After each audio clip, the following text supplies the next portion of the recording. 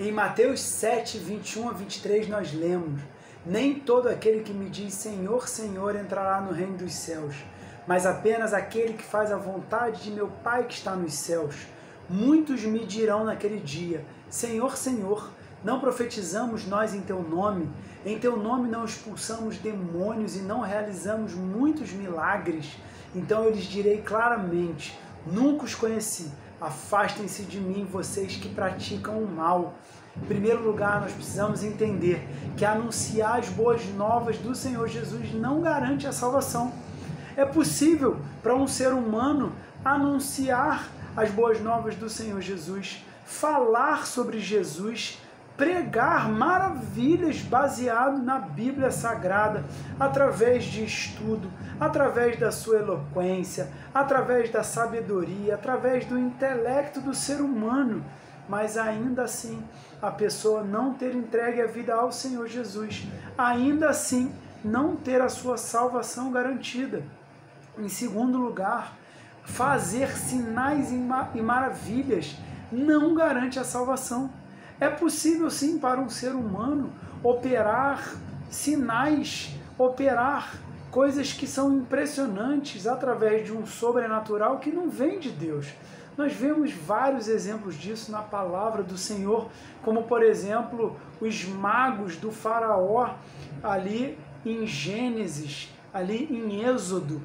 E nós lemos também sobre o próprio Satanás operando tantos sinais que talvez pudessem até confundir os salvos, se eles não tivessem o Espírito Santo para dar a eles o discernimento do Espírito Santo.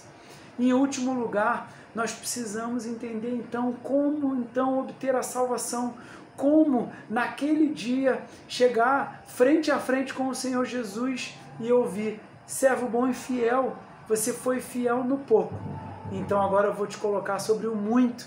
Entra na alegria do seu Senhor. Não é simplesmente falando sobre o Senhor Jesus, mas passa por isso. Não é simplesmente fazendo sinais e maravilhas ou boas ações, mas passa por isso. Porque aquele que é salvo opera através do Espírito Santo. Porque aquele que é salvo, aquele que de fato entregou a vida ao Senhor Jesus em espírito e em verdade, é selado pelo Espírito Santo. Então o pecado não é mais o seu estilo de vida. A sua vida é um reflexo do Espírito Santo que habita nele.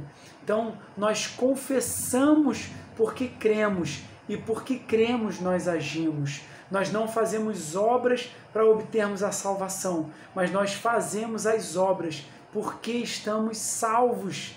Porque o que garante a salvação é confessar que Jesus Cristo é o Senhor, é confessar que Jesus Cristo é Salvador, é reconhecer que é pecador e se arrepender do pecado.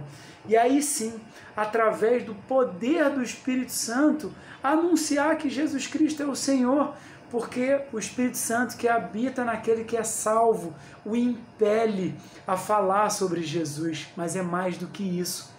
O impele a viver uma vida transformada pelo Espírito Santo.